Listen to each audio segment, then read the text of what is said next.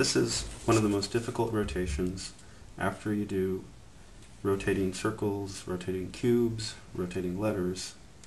This is a rotating face.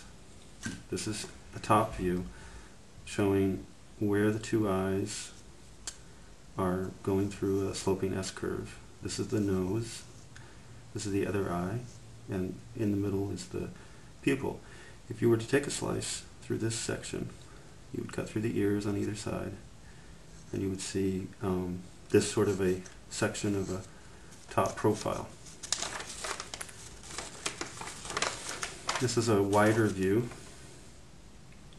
and this shows the mouth on a level below the eyes and ears and nose. You have the mouth rotating in sync with the eyes here.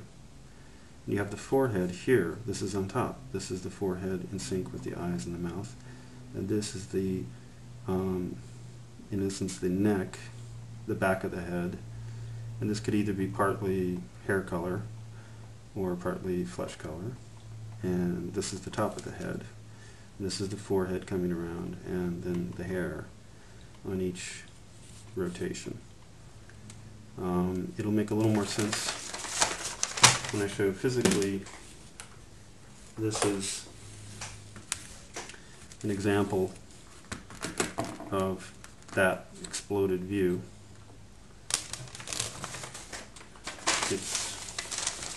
It's a duplicate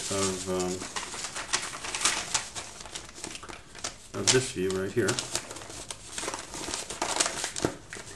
Only this head is spinning the other direction from this. It's the same concept. This head is spinning this way, and this head is spinning the other way. But you can see the two eyes, the nose, two ears, and you can see how the ear is flowing just like this is flowing this direction. The ear flows on a rotation, or sorry, on a S-curve. It envelops into the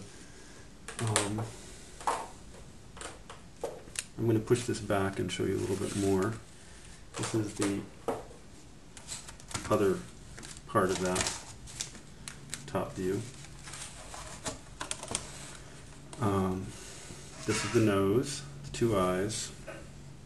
There's a little bit of flesh, and then these are sideburns on either side. I'm going to show you. This is a little bit of flesh. This is the hair sideburn. This is the ear. And on this side, the same thing. This is the eyeball going into the eye. The nose, by the way, is the key. The nose is straight in the middle and then pivots out to be sort of very, very jutting that direction. I'll talk a little more about that. On this side, the nose is jutting that direction. And so as it spins, it pivots from pointing one way to the center to pointing this direction. Here's a little bit of temple, flesh temple, and then this is the side of the flesh, and then this is the sideburn and a little bit of flesh at the bottom. This is the ear as it twists around, and here we go. Now, the next piece to go along with our drawing is the hair. This, in a sense, is the back of the head right here. This is the front of the head, this is the back of the head. And you would take the next ear and it would loop. What you're trying to do here, I think one of the key pivots to understand is that you want, at the cut of the head looking straight at you, you want two ears, this ear and this ear, to be on equal sides. Well, this is also true of the back of the head. Here, when you cut through the middle, you want the two ears to be roughly on the equal sides. This isn't quite precise, but this is roughly correct. And then, of course, the sort of the flesh and the sideburns that are a little farther than the neck flesh. And then here's again the a repeat, in a sense, the final coming back around of where this started, which shows the two eyes, the nose, and the cheeks. And one thing that's missing in this bit of example is this nose does not yet have nostrils. And I wanted to briefly show you how you might put some nostrils into this rotating section. I'm going to take it apart and show you that this, in a sense, is the nose. Again, this reminds me sort of the propeller shape that you see a lot in time sculpture and strata cut. It shows how the nose is cut this way, is at the very center, and then on either side it's peeking out, directing that way or this way. What it lacks, though, is a nostril. There's a bit of one. I haven't finished putting the other nostrils in. I think one thing about it is if you lay it in, it would actually disappear by the time it gets thinner and thinner on this side and disappears, because this is where the nose is in profile and the nose is in profile. And you don't have two nostrils when it's in profile. You only have one.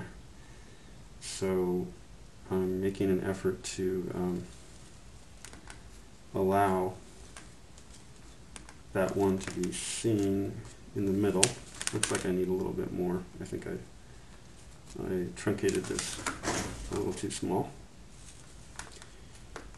Let me put it right here. And then back again on this side, where it disappears with the nose. It actually disappears just before the nose does off the side. Comes around and disappears this side a little bit. What you're trying to do is get it to be even in the middle. So there's enough of a nose or nostril. This is very simple, super simple. There's no texture in this example. I keep the texture out just because it's the clearest way to try to begin to understand the shapes. And that for that reason, the nose is kind of also simple. Now, these cheeks that have been built need to be carved away somewhat in order to allow the nose to show up, to have the nostril, I'm sorry, to have some place to go. So I'm going to cut out enough of an area for that nostril to live. Ain't perfect, but it's rough justice. I probably would give it a little negative shape so it allows for the semicircle of the nostril to live in there. There. And on this side, same thing.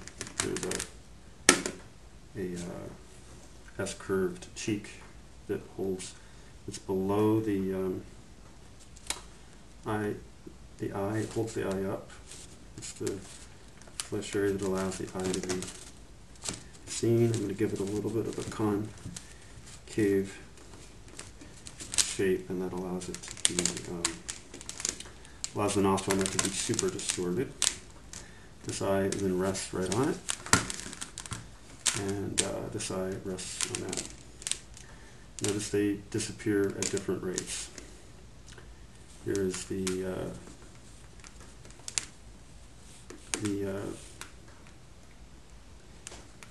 flesh and in the ear, and right at this point, really, if you were to look at what would come next, you would actually have the sideburn showing up here and stuff. Right between these, the next thing, this next moment, it starts to be seen. In fact, it probably should be seen. So I'm going to go ahead and put that in because I think it's important to have. Here's the other side, and there's certainly a sideburn there, so I think it's about right there. It's important that some allowance for the temple and the way the hair works be integrated. Here, there you go. There's a bit of that finishes it a little bit better. So that's a rough, large example. of how you do a rotating head. And these are the many levels. This shows the bottom view of the neck. When the head is rotating around and around, you want the neck to be reversing, because people hold, their shoulders, their heads project out over their shoulders, and this, again, is a wider view of the same sort of an idea. To give you a good side view of this, that's like that. And here again is the eyes. It kind of has a, I've cut this a few times as an example, and therefore it's got a little bit of chaff. It's also pretty delicate because I use it to, it's an exploded view, so I actually use it to often to show. But you can see the two nostrils, two eyes, the ears, the two sideburns. And this is, of course, just a central part. Below this I would be building then the mouth and the jaw, and above it I'd be building the forehead, and then later the bigger part of the hair. This goes here, and it's again a reverse view, but it's a mirror image, if you will, of this kind of pattern by which you see the two eyes being flowing through, and the nose in the middle. And the nose again is the pivot shape, because it is much like an airplane. If I were to make a nose on a smaller scale, I would take this kind of a color and project the one nose pointing out that way, the other nose, sorry, it's the same nose, but I mean the other position, the other profile I should say. One profile is going out this way, another profile going out that way, and in the middle is the center, the straight up nose, not going either direction. And then it disappears. This is actually a smaller version of what's going on in there, only this is a texture piece. But you can see it's very much like an airplane propeller, and you have two concave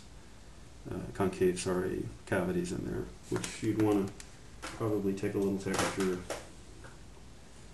take a little piece of texture and fill in. I'll go ahead and do that. But in addition to filling these two sides in, so the nose has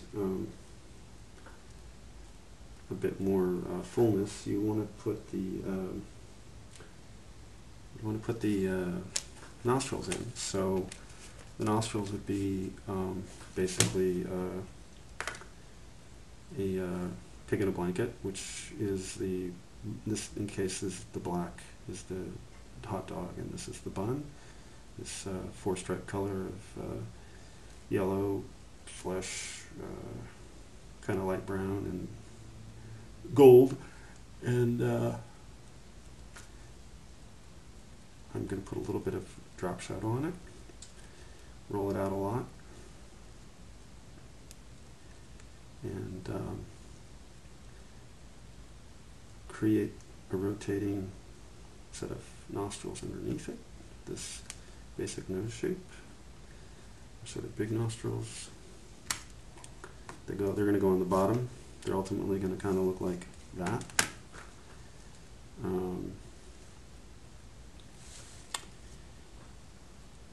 You want the nostrils to be disappearing by the time you get too far off frame on the rotation. So this will be one nostril, and I think I want to actually have it, shadowed that way. No, I'll shadow it this way, so it's shadowed from below, because this is the bottom of the nose.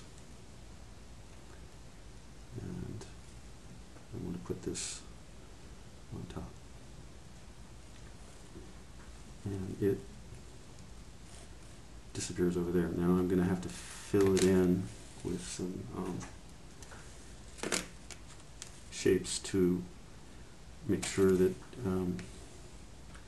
doesn't go anywhere, that it actually conforms to the pattern that I want it to stay. So I would call this additional kind of, this is going to be the general flesh pattern. This is I'm working now with pattern clay, with clay that has texture in it, because I want to make a more interesting rotation face. This is also going to be a very smaller version of this, and I want to put, I want to make sure that I have given it, you know, there'll be enough coherency that the pattern does not overwhelm the shape. So as long as I can make sure that the pattern with the two nostrils here and then them disappearing as the nose goes off one direction, it goes off the other. I'm going to go ahead and fill in this nose just a little bit. This will keep it from distorting, so it finishes. The idea, it also flows from one side to the other, so there's an overlap in the middle for this texture. It disappears when you're turning one way. It, in a sense, is going to be sort of an outline of a nose, like a cartoon of a nose with a little bit of swirling interior color. And then in the middle, this nose is actually quite straight. It's like, represents this part right there.